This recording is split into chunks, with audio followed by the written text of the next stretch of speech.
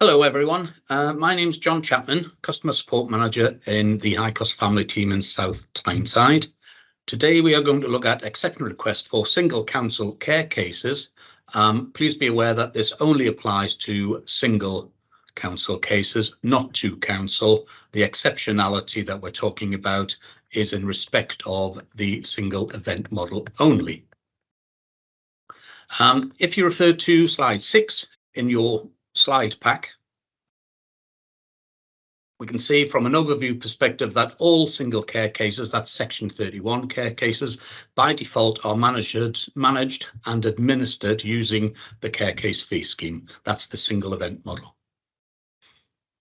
We're going to look through what exceptional is, how we go through the process of dealing with the exceptionality request, what happens post that process, whether the request is granted or not. The effect of it being granted is basically you convert from the event model to using an hourly rate case plan. Please be aware you must inform us at the time of registration if a request is being made for exceptionality. You need to show, it's a two-part test, that the costs are 30% more, so that's the total costs at hourly rates more than the total costs of profit costs at event model. You also need to show us, second part of the test, that the case in itself is in some way exceptional. We'll go into detail and explore both of those aspects. If it is granted, if you do get exceptionality granted, you're invited to submit a full case plan. Please, however, be aware, don't fill it in too quick, don't anticipate an answer. It'll save you time and money if the decision goes against you. I think part of the reason why we are having this webinar is that we still see, some years after mandating the scheme, that we're getting requests for registration. We're getting requests for exceptionality some months after the case has been registered. We're also seeing some which make reference only to the 30% test, i.e. just the cost test, and also some only making reference to the exceptional case itself as opposed to the financial test. So why is it important, the registration process?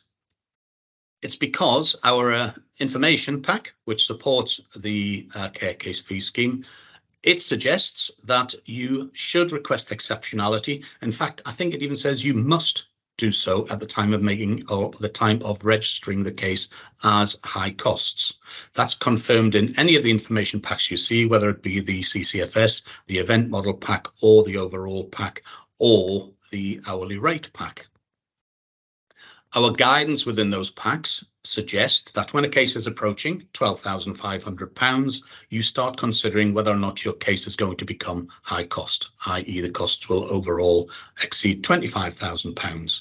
We suggest at the same time you really start to need to consider whether the case is likely to be exceptional. That's why we ask you to make that request at the time of registration. Please remember that the event model and the hourly rate have two different sets of rules. They are two completely different processes.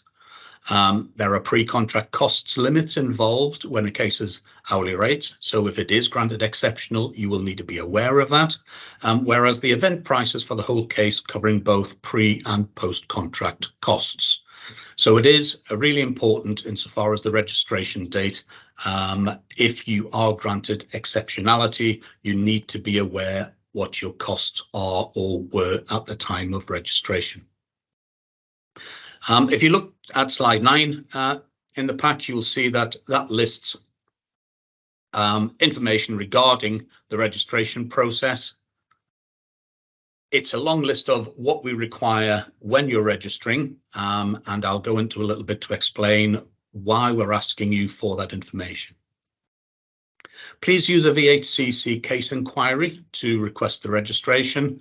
If it's not listed in CCMS as VHCC case inquiry, it may have been renamed to HCF, High Cost Family Case Inquiry.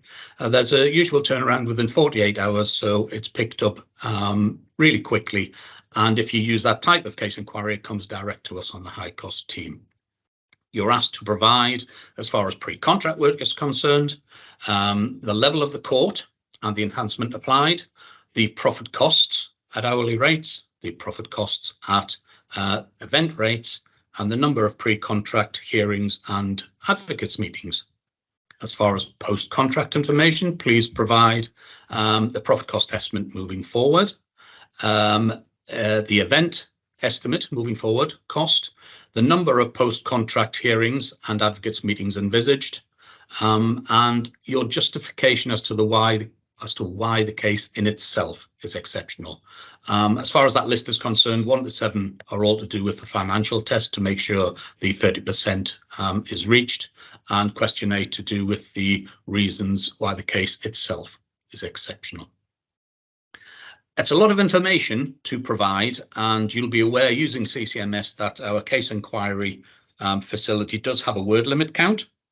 So if there's too much information for you to provide in a case inquiry, we would ask that you just use that inquiry to request us to set up a case plan task, because that will allow you then to provide a lot more information and or upload documentation to support the request for exceptionality.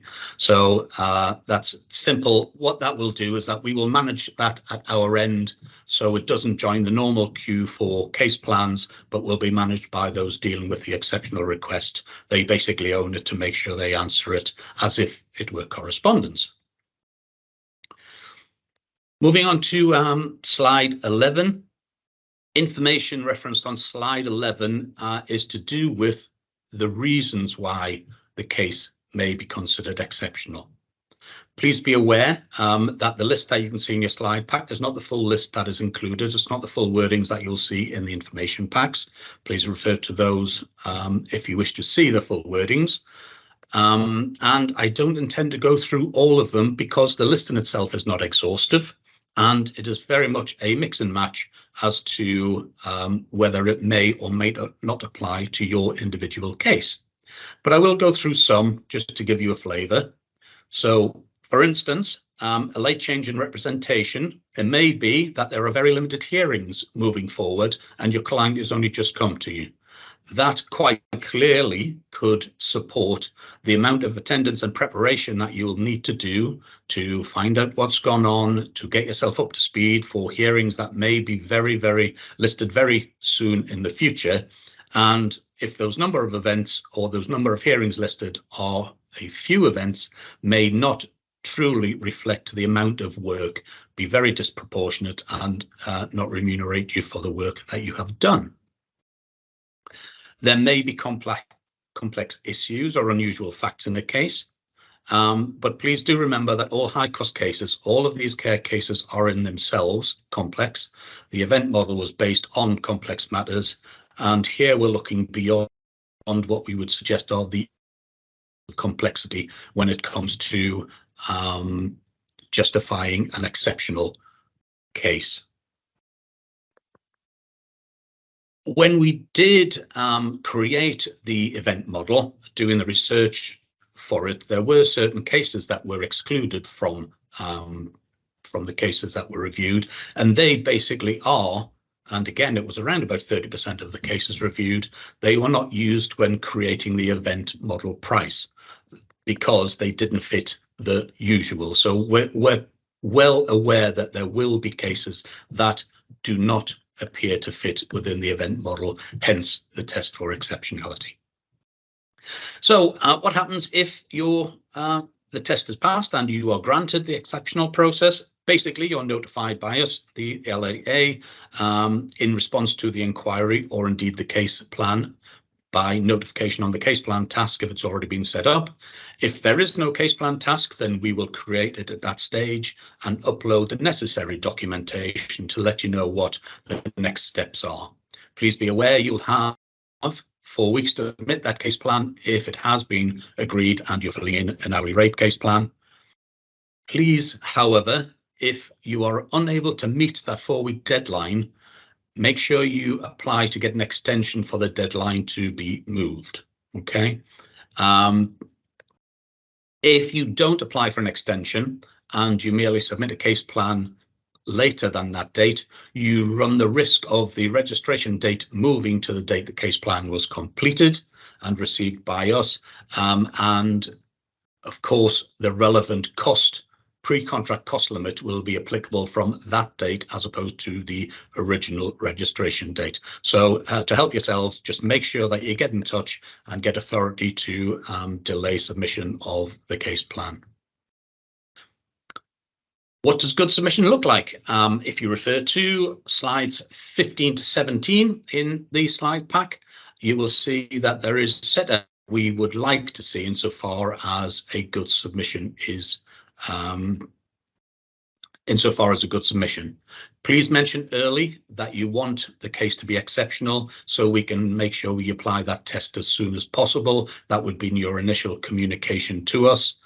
Ask for the case plan task if there's insufficient room for you to give full reasons on the case inquiry itself. Set out all of the necessary financial information to show that the 30% threshold has been passed.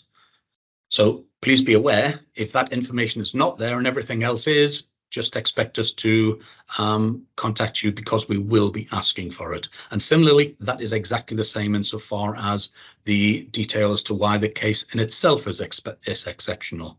So you do need to send us all of those aspects for us to enable us to make a decision, and we should get back to you within 48 hours with our decision once all the information is received.